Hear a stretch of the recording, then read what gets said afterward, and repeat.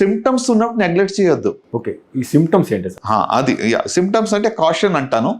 Caution, CAUTION, mnemonic simple గా. C అంటే changes in bowl and bladder habits. Okay, మీకు మలమూత్ర విసర్జనలో మార్పులు వచ్చాయి, blood in the urine, blood in the stool, mucus in the stool, ఎక్కువ రోజులు constipation, ఎక్కువ రోజులు డయేరియా అవుతుంది అన్నప్పుడు నెగ్లెక్ట్ చేయకండి. ఇదో ఒక్కసారి అయితే కంగారు పడద్దు. అంటే a sore which does not heal, అంటే మానని పుండు. నాలుగుకి మనం కొరుకున్నాం అనుకోండి, పుండు ఎందువల్ల మానిపోతుంది? 3 days మానిపోతుంది. ఒక వారమో 10 రోజుల్లో మానిపోతుంది.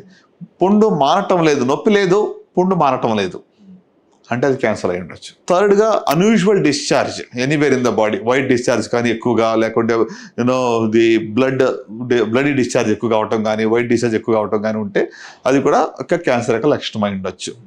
రైట్. సో T అంటే థికనింగ్ ఆర్ లంప్.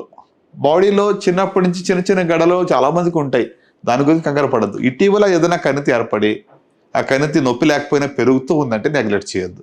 ప్రత్యేక రొమ్ములో కానివ్వండి, ఇంక బాడీలో ఏ పార్ట్లో అయినా కొత్తగా కణితి ఏర్పడి పెరుగుతూ ఉంటే నెగ్లెక్ట్ చేయకూడదు. T అయిపోయింది. I అంటే indigestion or difficulty in swallowing, మింగడానికి ఇబ్బంది అవుతుంది. మీరు నీళ్లు తాగకుండా గుట్టక వేయలేకపోతున్నారు. సాలిడ్ ఫుడ్ అయితే వెళ్తుంది కానీ నీళ్లు తాగలేకపోతున్నారు. అప్పుడు ఖచ్చితంగా ఇది కూడా ఒక ఫుడ్ పైప్ యొక్క క్యాన్సర్ లక్షణం కూడా అయి ఉండవచ్చు.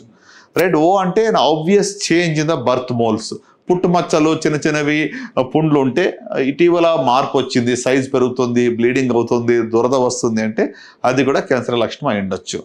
Right. N stands for nagging cough, అంటే మానని దగ్గు. ఆల్మోస్ట్ 1 month అయింది, 2 months అవుతా ఉంది, దగ్గు తగ్గటం లేదు, మరి గొంతుకు బొంగురు పోయింది అంటే అది కూడా లంగ్ క్యాన్సర్ లక్షణం.